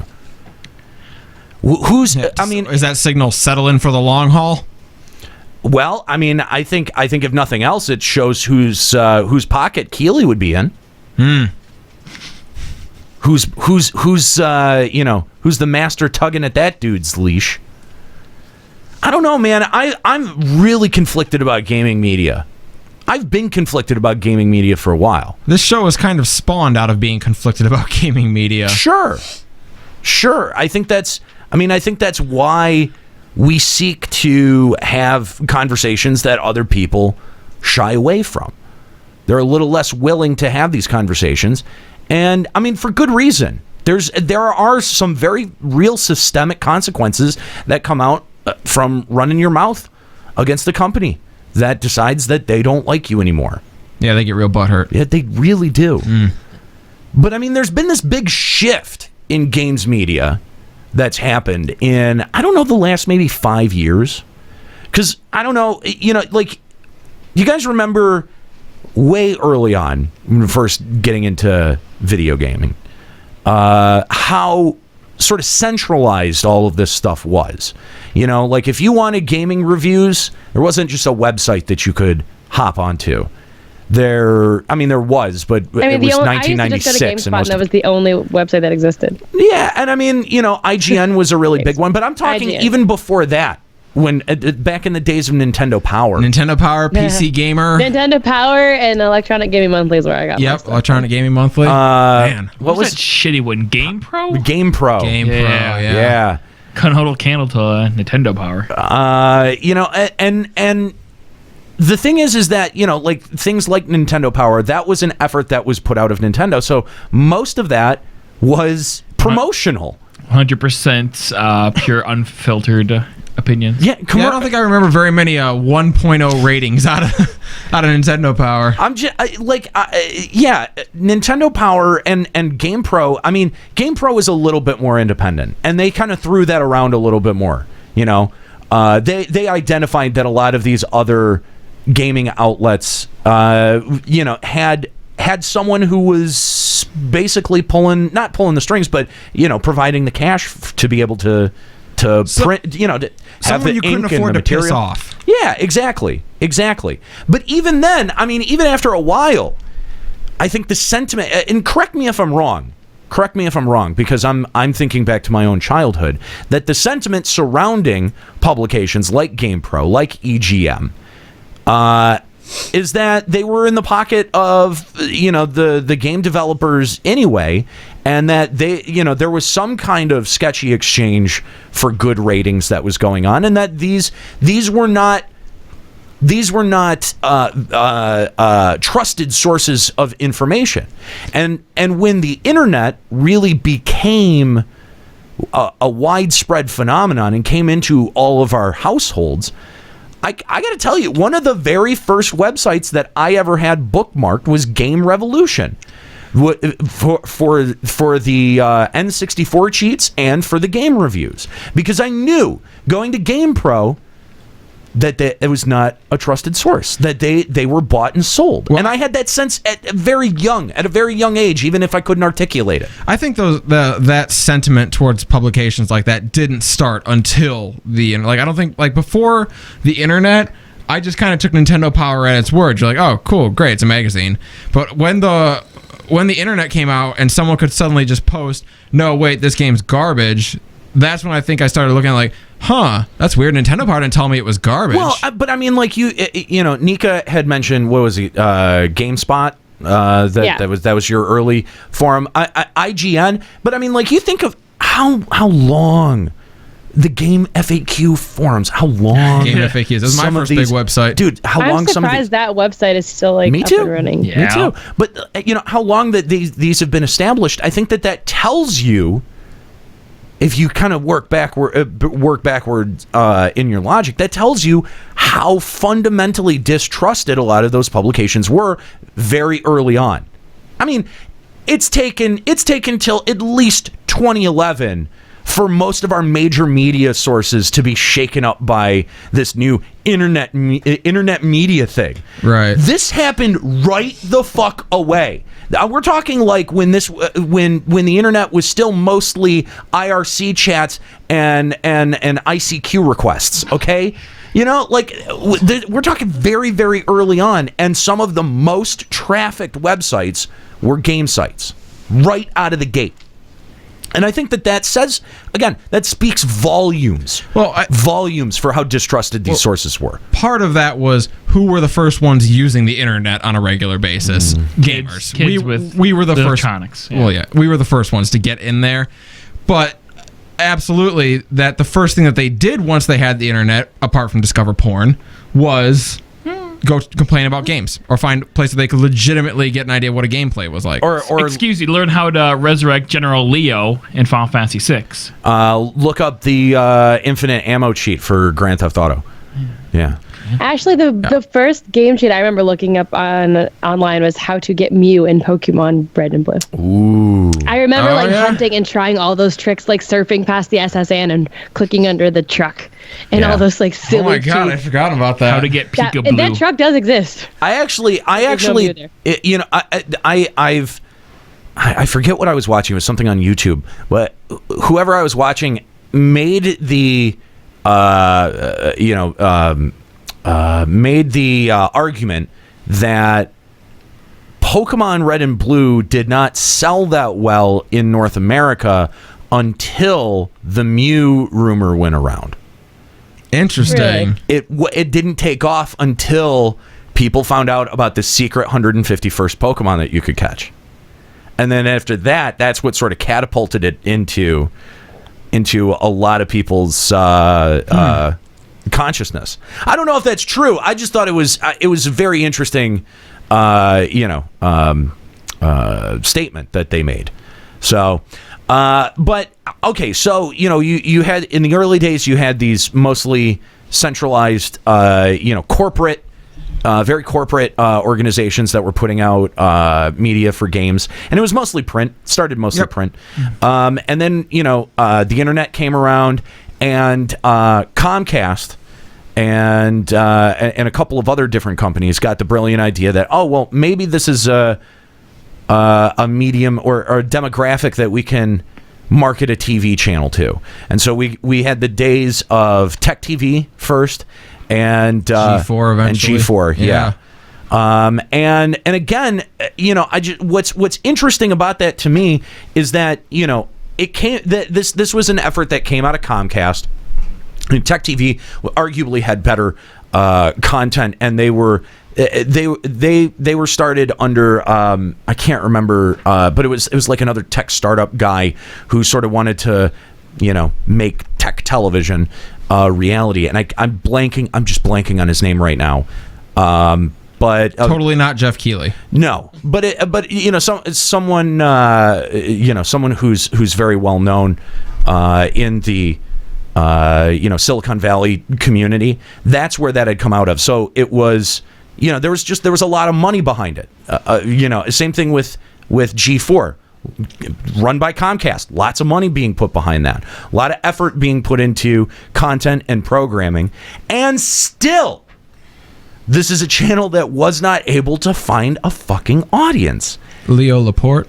Yeah, that his name? No. He was Tech TV. He was the main host and voice of Tech TV, but he didn't. That wasn't his. Oh, okay. That was not his. He did. I don't think he had ownership of that. And I'm like his name is right on the fucking tip of my tongue because I just looked it up the other day, and it's gonna bother me until I figure it out.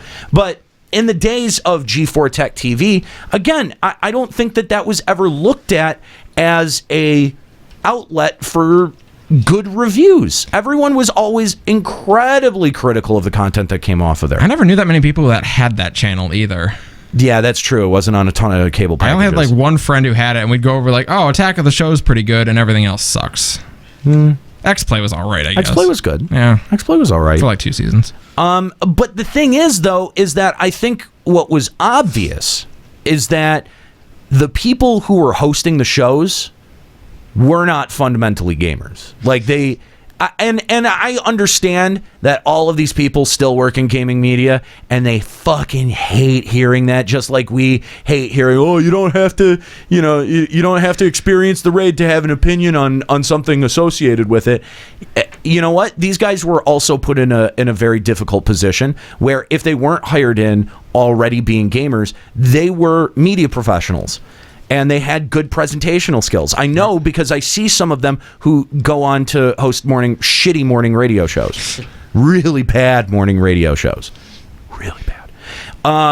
So they have great presentational skills as long as they're not presenting anything. Oh, no. I mean, I'm just... It's bad not that they're floundering or that they're bad talents. It's bad just that it's, like that's the content that exists everywhere. It's sort of like the McDonald's of broadcast content. You know what I mean? It's just so boring, bland, and safe. Man, I want McDonald's. So safe. So hungry. And the thing, and again, like you could, I think that some of the presenters that you saw on that channel, you could tell which had investment. Adam Sessler clearly came from the gaming world. You know what I mean? Like he was someone who carried some clout with him. Fucking Adam Pereira, not so much. No, not quite so much. Or Kevin Pereira, whatever his fucking name was, the guy Kevin. it was Kevin Pereira, the guy who helped host Attack of the Show. Yeah, not so much. Not the best. Not so much. And so we've seen a couple of corporate entities try to come in and capture that audience. And not really able to do it, making a solid effort at it, but never really finding the foothold. Is there a demographic in the world that is as clever and able to sniff stuff like that out, and at the same time total sheep as ours? Absolutely not. No, I don't think there so. is no other community like that. Gamers in whole, like they can sense fake immediately, and yet will be sheep anyway. And yet we'll still buy it. Yeah, like half of the time we'll still end up buying into it. It was a phenomenon in college to be sitting around and watching G4 and going, "What the fuck are they talking about? That is such nonsense. I'm gonna watch another half hour of this." I'm just gonna give it one more half hour, and then I'm gonna go do something valuable with my time. And I mean, yeah, like that's the thing is that, we bellyache about this shit a lot, and we are able to sniff out fakeness very easily. And yeah, that's the thing is when the talent that you're bringing in is primarily broadcast talent, you're having to bring them up to speed on what their expectations are for being involved in a community like this. That's actually well within the expectation of walking into a new job. You know, like if I applied for a job at a country station and they said, "Hey, I like your voice. We'll hire you for Monday." I've got to sit down and I've got to brush up on country. Okay, as much as I might hate the country music genre, as much as it may pain me to do that, that's an expected part of my position. Same thing with anyone who got hired on here. That's why we don't really hold it against people who hosted X Play or Attack of the Show. Yeah. You guys were looking for work and they said, "Hey, we'll pay you if you'll talk about video games." Sure. They said, "Hell yeah, write the check." Yeah. And a lot of these people had varying degrees of interest on this stuff. And you know what? Yeah, I think that I did cut them a break on a lot of that stuff. I did genuinely enjoy X Play, even though I thought it was off base sometimes. I did genuinely enjoy the bullshit on Attack of the Show because it was funny and goofy, and clearly, you know, like, I mean, if anything, you know, look at what's the one girl that they had on Attack of the Show, the really ridiculously hot one that actually had a career afterwards. Yeah, Olivia Munn. They hired Olivia Munn. I guarantee you that girl does not know anything about video games. Listen, I gave X Play a ton of breaks until they reviewed FF11. Until that review. But they've reviewed FF11? I don't think I've ever seen that. They sure did. Oh, no. They talked about how frustrating it was to get killed by the rabbit with a motor in its mouth. Because, like, they were having trouble figuring out, like, how come sometimes I attack a rabbit and it goes down easy, and then sometimes it 3-shots me?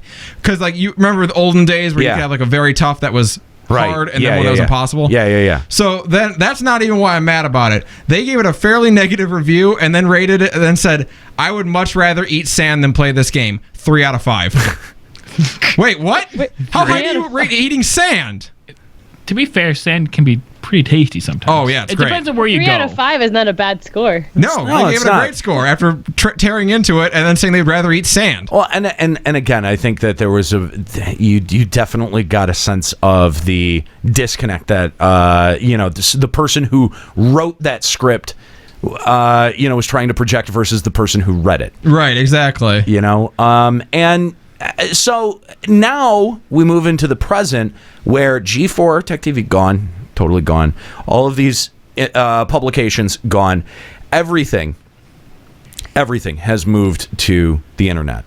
And there's not even one single force that I would say is ruling the gaming community on the internet. Like, PewDiePie has a lot of people watching him, but I feel like as many people watch him to mock him and the dumb shit that he does as watch him seriously or seriously enjoy his content. Markiplier's in the running, but like there's a lot of people in the running, but there's no one person who edges that out, I don't think. I mean, PewDiePie maybe got close, but a lot of interest has fallen off on him. Yeah, but still, I would say I think you'd argue a view's a view. Which it is. It is, but the thing is I look, if you want to talk about someone who has lasting power in this industry, I mean, and Jeff Keighley does. I mean, he's definitely stuck around. But you want to talk about someone who has that kind of pull and that kind of influence across the board in the industry, I don't think that there's anyone there, and that's really unique because if you think about it, really any other medium, movie reviews, like for years, Roger and Ebert. Right? Like they were the biggest, album reviews for a long time. Rolling Stone was the shit. Like you went to Rolling Stone for that album review. So is this just an idea that video games were too late to ever have this applied to? No one's ever going to be the voice of video games, right? Like you're never going to have that person exist because the medium just came along too late, and that's a dead idea to have someone who has that much representational or at least that much interest driven in the product that they make. I think the issue might be that this medium now is so humongous and across such a wide age range that I don't know that there is someone who broadly appeals enough to all that, and I don't know that there can be either. Like, who appeals broadly to 10-year-olds and 40-year-olds? Well, that's the thing, is that PewDiePie didn't appeal to anyone over the age of 18. Yeah, like I don't know anyone who's in their 20s that's even like, oh yeah, I used to like PewDiePie a lot. Like all of those were very young. That like Markiplier though. Yeah, Markiplier was better than Pewdie did. Yeah, I agree. But at the same, like But there's no one definitive person. Right. Who do we listen to that a 10-year-old would find any entertainment value out of? Right, exactly. And the video games are such a wide age demographic at this point that it's hard to find someone who is the voice of video games because people who are 10 to 15 are going to go, well, and the people, and I think the people that would have been in the running for a title like that, coming off of G4, there was no one who was there. I mean, Adam Sessler may have been close, yeah, but I don't know what happened to him since the. Yeah, where did he go after that? I sincerely don't know. I think Jeff Keighley likes to think of himself that way, but I don't think that anyone else, or very many people, take him very seriously. No one under the age of 20 knows who that is. Jeff Keighley? Yeah. I don't know, man. Under the age of 20, people know who Jeff Keighley is. I can tell you, I barely know who he is, and I'm almost 30. So Jeff Keighley is my voice of video games. I know who he is, but barely. I paid no attention to him, so I can't imagine people in high school knowing who he is. I don't think people under 20 are going to watch a video game award show ever. Yeah. I don't think they care. Yeah. We don't care. Wait, were you saying under 20 they don't give a shit about who Jeff Keighley is? Under 20 they don't know or care who he is. Okay. I misunderstood. You thought I meant over 20? Yeah. Yeah, no. Under 20 they don't know or care who he is. Okay, that makes a lot more sense. Yeah. Yeah, no, definitely. But and does he even have the ability to speak to an audience that young? I don't think so. Nope. Don't think Clearly so. it has to be us. You're right. Yeah, we should be the voice of everyone. That's right. There's gonna be some parents who are gonna be real mad, I think. And the dicks of everyone.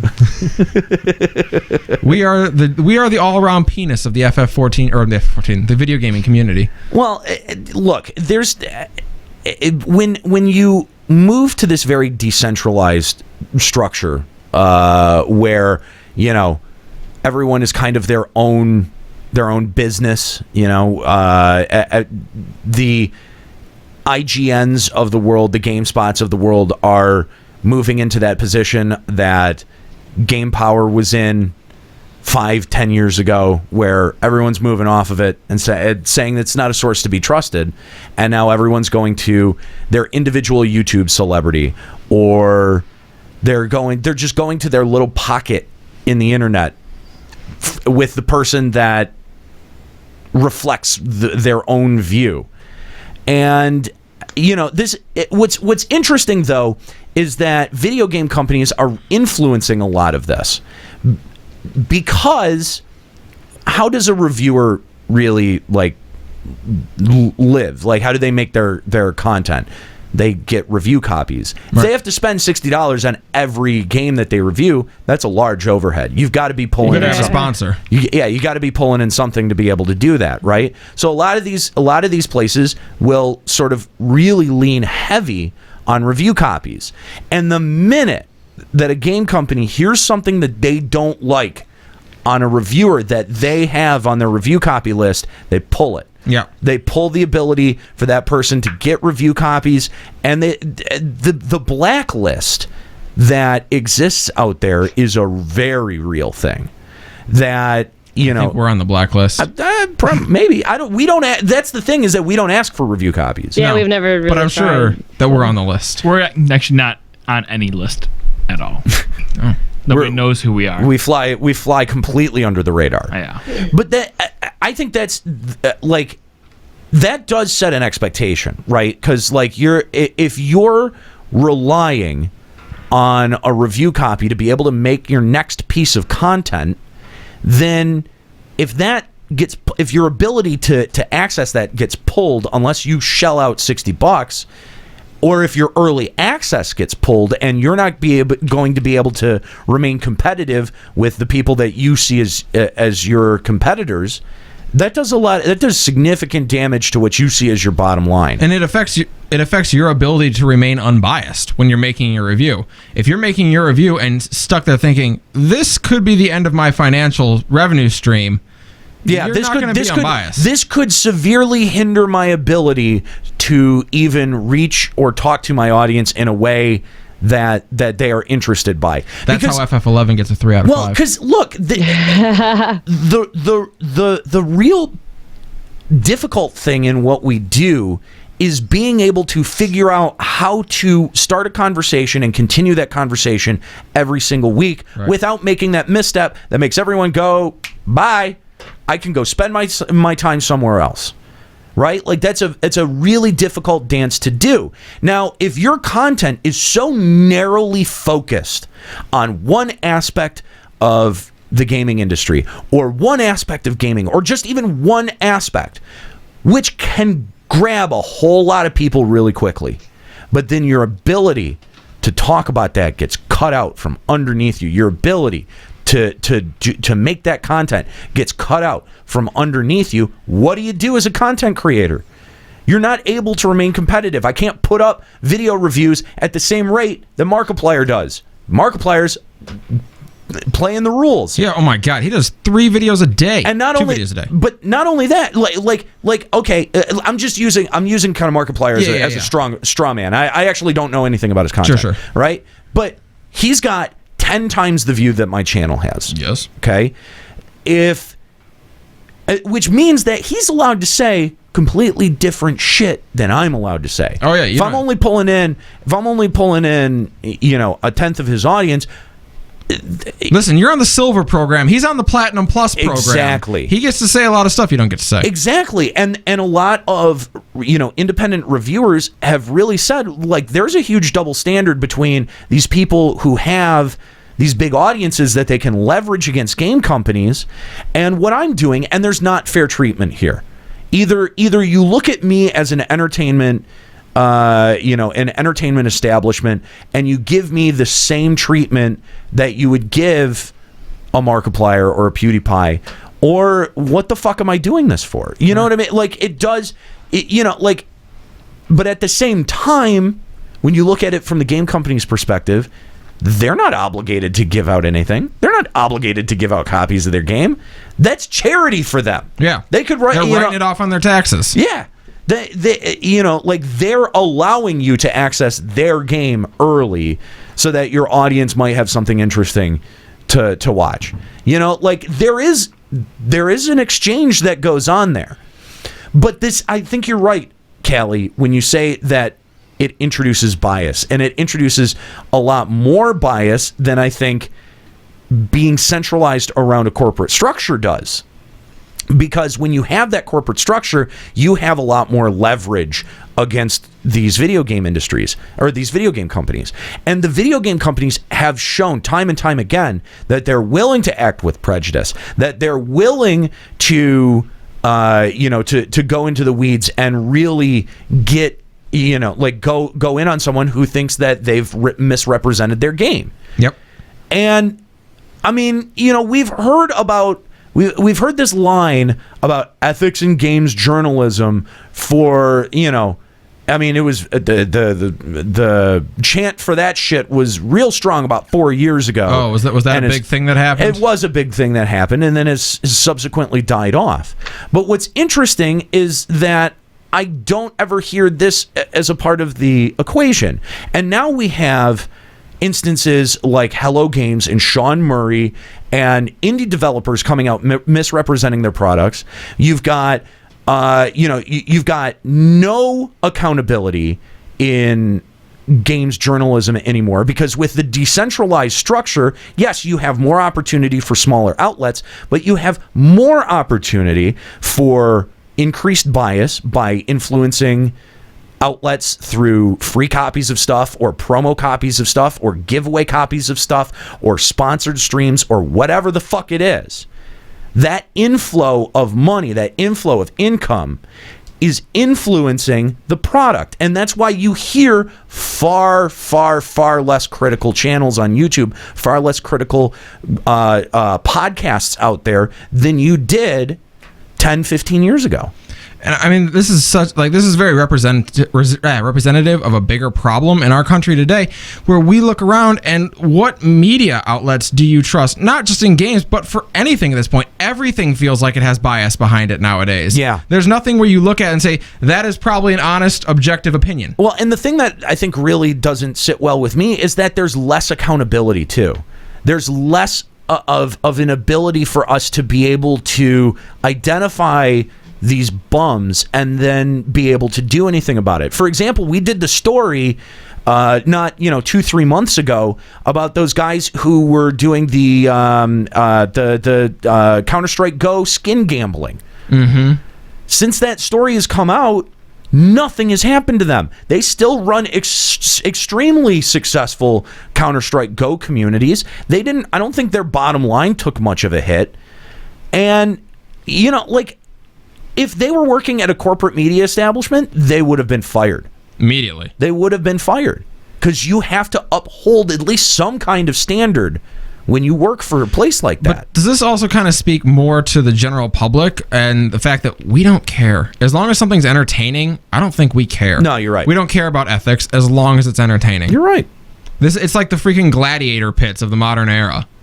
Was it ethical? Hell no. Was it entertaining to watch? Yep. And people didn't burn down Rome because of it.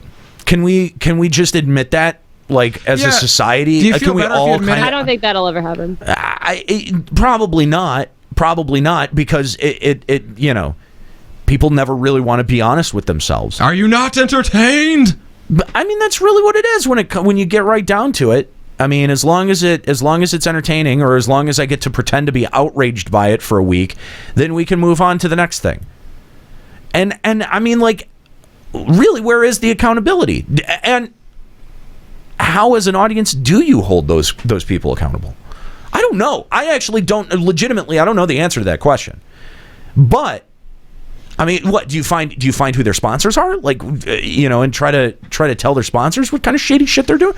What do you do? What do you do to actually try to hold these people down and go, what you did was fucked up, and there needs to be some accountability for that? You do what, unfortunately, I don't know that we as a society can do anymore, and say, fuck you, I'm not buying your product anymore. And you know what? People don't do it anymore. No, people talk about, hey, we should boycott this, which is the most weak word in the English language today because no one does it. Right. If it's something that we consume on a regular enough basis, there's no way that you're gonna work that out of your life completely. Yeah, think about what Blizzard would have to do to get people to stop playing WoW. Think about what they would actually have to do. At what point would people finally say, I'm not so... If Blizzard came out and started executing puppies on an hourly basis, they just, every hour they cut off a puppy's head. But they started putting out really good content in WoW. Oxymoron. Do you think people would take that hardline stance? No, not playing any more Blizzard products. I don't know. Maybe. And if they did, it's... is it puppy execution? Is that what it takes? Yeah, I don't know. But the thing is that the product keeps getting objectively worse and worse. Well, I'll tell you what. It takes a lot for me to sub to a gaming channel anymore. It really does. We've got a big uphill battle. We've set ourselves up with a big, a big task here. This is a big mountain to climb to try to convince people that we're worth investing time into. If you think about it, time investment has really become a big variable for people. If it's too time consuming, they're not going to get into it. Mm-hmm. And everyone tells you, you make content, they go, you make it shorter, make it shorter, 20 minutes make it or shorter, less. make it shorter. My attention says spans are 5 short. minutes or less. Yeah. If you're making unless it's like a full length movie, 5 minutes or less. Geez, hard to tell a story in 5 minutes, but all right. Exactly. Yeah. But here's the thing, though, is, because we've gotten a lot of questions about, why do a new show on radio? Why not just do it as a podcast? You clearly have the ability to do it. You're not even going to a radio station to do this. You're doing it out of the same exact studios that you make your podcast with. Yep. We are making a podcast. We're not just making a radio show. We're making a podcast that is also usable as a radio show. And what does that mean? That simply means structuring it a little bit differently so that you can add in commercials. That's it. That's all. It's a very, very small change. Very, very small change. Yeah, I think people who do hear our show eventually will be surprised how similar it is. Yeah, but there is a big thing that comes along with that, because we're trying to do this on the actual terrestrial radio. Now, there are two things that seem very confusing about this. Is that first, there's never, in any of the evolution stages, has there ever been a talk show about video games on the radio. Never. Not even in its infancy. This is not something that's ever been proven to work. There is, and outside of fly-by-night tiny markets. And you know what? And guess what? I can't provide any data to counter that. Yeah. At all. That may be completely valid. We're rolling the dice on this. We're taking a big dice roll. Yep. The thing is that I still believe in radio as a medium. There's a lot of people who say no one under 30 listens to radio, and that's largely true. But you have to wonder if that's because of the content that they get when they go to the radio station. If the content was better, could you end up trying to court an audience that has largely forgotten that radio exists? I think it's possible. Our gambles, yes. I think it's possible. well, yeah, and that's the thing is that our gamble is that someone will hear that because everyone's exposed to the radio. Everyone has a car. I look at the new gen of smartphone where they all have FM radio chips built into them now. You can run your radio just fine out of your phone now. I don't see why not. And hipsters love to pick up on dead medium. They do. Oh, good. We're relying on hipsters. It starts. Is that our target audience? It starts with the hipsters. It starts with the hipsters. Oh, right, then everyone else follows in eventually, and the hipsters inroads. leave. Yes, that's right. Exactly. I got it. I understand. See, I'm rubbing off on you guys. Yep, we're getting there. Rubbing one off. You gotta understand these societal changes and these societal trends, and then try to capitalize on the wave. It's kind of what we're trying to look to do. I mean, look, it is a really interesting time in broadcasting because overall audience numbers for every day part are low. Well, yeah, they're low. Places are willing to take a chance right now because we need something to get numbers up. Yes. Let's try something crazy. Let's try something different. And I'll tell you what, that one of the biggest influences on the way that I grew up was not just listening to Drew and Mike, but it was actually listening to Adam Carolla and Dr. Drew on Loveline overnight on 89X. That was a hugely that informed a lot of my decisions about radio, about content, and it showed me this was even in the era where people were saying that radio is dead, radio shows don't work anymore, and all of this other shit. And I'm like, are you kidding me? Half of my class is listening to Loveline. Why? Because we were at that age group where sex was still a very taboo thing to talk about, right? And that's what the entirety of that show was. And so it felt like we, not we as an age group, but tuning in made you a little bit more adult-like, and that was, that show succeeded where it should have failed. Being put overnight after 11 o'clock or midnight. Yep. It shouldn't have had any audience. Had a great audience. Had a wonderful audience. Yeah. And so I think if you tap into something like that, and, and video games are an almost universal, among our age group, an almost universal subject that you can talk about and connect on. I think that it'll be surprising to see how many people end up checking it out. How many people end up staying there? That's anyone's guess. That's our job. That's our job. Us. That's on us. If you check it out, it is 100% contingent on us to keep you there. So, and that's what we plan to do. But that's our dice roll. But gaming media is this thing that has never really solidified into a stable formation that you can kind of set your watch by. No one, I don't think anyone who works in games media had the intention of working in games media when they started doing the thing that they were doing. It's probably not. I mean, in largely the same way, I never thought that I'd host a podcast about a video game. I mean, when I set out to make radio at 13, 14, 15 years old, I wanted to make radio about punk rock. I always wanted to make radio about the thing that I was interested in, about things that I was interested in. I was always interested in video games, and it took a while for me to put it together. Hey, let's talk about video games because a lot of people are interested about it. Not that many people are interested in punk rock. So, we'll see how that changes over the next few years. Yeah, that's true. All right. I think that Are we good? I think that I think that's going to do it for Final Encountercast for this week, guys. Thanks for tuning in. Appreciate it. Tired. You look tired. I did a lot of talking. Channeling the dark star. Good. That's right. I forgot I got all worked up about Darkstar. You get worked up about a lot. I did. Anyway, all right, we're going to call it here. Guys, thanks for tuning in for Final Encountercast. We appreciate having you along on this Sunday. If you've had a good time, hit that follow button. Join us on Sundays at 5 p.m. when we do the show live here on twitch.tv/Final Encountercast. But if you like what you heard, head on over to finalencountercast.com. Check out our full archive of shows. 40 shows in total. You can download all of those over at finalencountercast.com. Yes, we are officially over the hill. That's going to do it here for Final Encountercast, guys. Thanks so much for joining us for this episode. Join us next week. We don't know what we're going to talk about. We rarely ever do. Yeah, we usually don't find out till just before we open the microphones. But anyway, join us next week. We'll have plenty of stuff to talk about. And we'll also want to talk to you. Of course, we take your calls here on Final Encountercast and love hearing from you. Shout out to Philip, who called today. Thanks, of course, to our crew, our producer, Kooky Persona, who has been hanging out on the phones. We've also got Len here in studio and Skuro somewhere off in the recesses of the internet. Of course, thanks to my crew, Nika, Chris, and Callie. My name's Nate. Have a good one.